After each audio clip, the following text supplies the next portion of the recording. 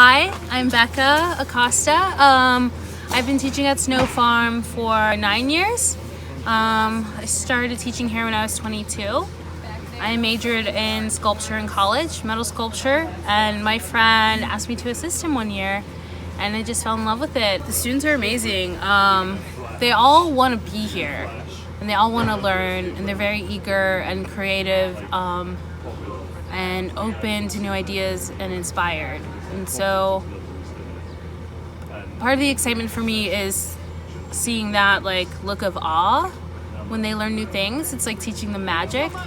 They learn a new skill, especially with welding. I don't know, I find it to be like alchemy. You just have lots of pieces of metal, show them how to use it, and boom, they've made I don't know, a horse and chariot or a gigantic bird or all kinds of things.